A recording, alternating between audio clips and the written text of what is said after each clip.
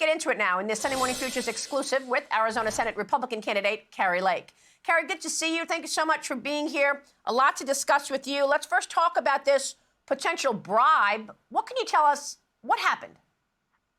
Well, I've been talking about this for 11 months since it happened. I went public with it immediately after. I didn't name who it was, but I said they attempted to bribe me to stay out of politics. And just this week, I actually found that recording that I made and I put it out. It happened right here in my home at my dining room table when the former AZ GOP chair called me and said he was right outside my neighborhood and had to come over right away and talk to me.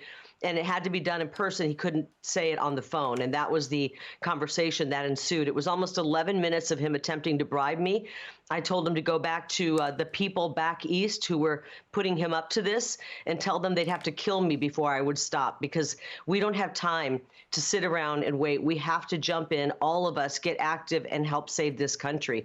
Thankfully, he was replaced yesterday at a meeting with the Arizona Republican leadership. He was replaced by an incredible woman who is an election integrity hero and will make prioritizing securing our elections here in Arizona a top priority going into 24. So everyone in Arizona is breathing a big sigh of relief. Well, this is really important. What are they afraid of? Why don't they want you to run? And number two, what can you tell us about election integrity for the presidential election in 2024? What are you seeing from the Republicans? Any efforts to ensure we have a free and fair election? Well, for the first part of that, why don't they want me to run? There were several polls that had just come out about that time showing that I was the only Republican who could win that seat. And the polling also shows I'm incredibly popular with independents in Arizona, which is a great thing. But I think they're really worried about that. I'm an America First Republican. I don't apologize for that. I do support President Trump. I don't apologize for that. He gave us a secure, safe, prosperous America. And I think they want to get people back in the U.S. Senate who they can control, who might be more of the neocon type Republican, who are going to continue to push for endless wars, who are going to continue to push for an open border policy, like the ones we currently have representing us, Kyrsten Sinema and Mark Kelly. Well, let's talk about that, because right now Lankford is working on his plans for a border security bill. I spoke with John Ratcliffe about it this morning. And he said to me, all Republicans should be saying, go back to what Trump was doing. Go back to what was working. Enforce our laws and tell our friends to the South to cooperate, or there will be economic consequences. We see none of that in this border deal. What is your reaction to this border deal that you've got to have 5,000 people crossing into America before anything can get done in terms of sending them back? It's outrageous. It's a slap in the face to the American people. They also want us to pay for all of these fraudulent asylum seekers' attorneys' fees.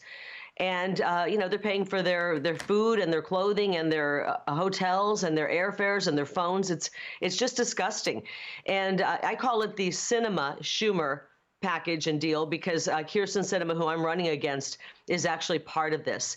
My problem with it, I think President Trump's problem with it, is they need to make sure that nobody supports this, because it would codify all of these outrageous things like you just mentioned, legalizing nearly 2 million of these people entering illegal every year, making us pay for their attorney's fees and all of these things. We don't want to codify this into law. Go back to exactly what President Trump was doing. I live in Arizona. I covered this state for 27 years. It was never more safe and secure than under President Trump, and he used the laws that we already have. Joe Biden, if he just followed the laws, we wouldn't have this problem. But he wants this problem because, Maria, on day one, hour one, he came in and pulled back President Trump's incredible border policy. And this is what has ensued. 12 million people here illegally. Unbelievable. You just mentioned the Arizona elections. Yeah, go ahead, Kari. Did you want to say something else? And I will say one thing. This is a Biden invasion, invasion that was orchestrated and planned by this corrupt administration.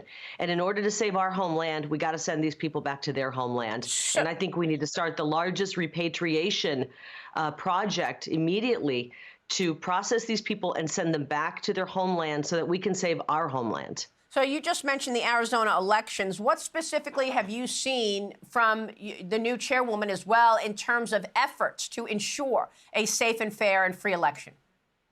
Well, she just got voted in yesterday, but she has been working tirelessly for decades. She has an incredible knowledge of how the Secretary of State's office works because she used to work there. She knows how the county recorder's offices work. She has relationships with people around the state. And most importantly, she's got incredible relationship with election integrity groups who want to pour $1 million or more into lawfare to offset and stop any attempt to steal this election. She cares greatly about securing our elections. She's lived for it. It's her line of work, and she's going to take it very seriously. So I'm encouraged by Gina Swoboda and what she's going to do for not only the Republican Party, but for the American vote and the Arizona voters. Yeah, it's interesting to me to see that so many illegals, when they cross into America, they go to Arizona first. Is that what you see? Yeah, and it's because right now Texas is Governor Abbott is laying down the gauntlet, and it's a little harder to cross through there. And so Arizona is an easier place to cross. We have the human smuggling line is all set up. The cartels are all set up. These NGOs that process these people, get them their phones, get them their airfare, and send them off to a city near you. Yeah, it's all set up here. And so it's an easy state for them to run this human smuggling operation, which our federal government is aiding and abetting in. Kari, has President Trump contacted you about being his vice president? You know what? I talk to President Trump all the time. I'm not going to talk about what we do talk about, but I'm really definite that he will choose somebody who is good for this country. You know, you just had Dr. Ben Carson on, an incredible man. I love that man. There are so many great leaders in the America First movement, Maria, that I know that if President Trump closed his eyes and pointed at any one of them and we lined them all up, he'd pick a great one. So I'm going to support whoever he picks. I'm excited for President Trump to get back in the White House and start turning things around because our state here in Arizona depends on him getting in the White House so we can secure the border. And I'll support whoever he picks. Kari, it's great to see you this morning. Thanks very much.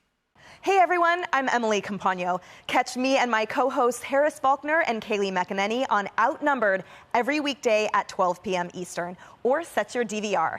Also, don't forget to subscribe to the Fox News YouTube page for daily highlights.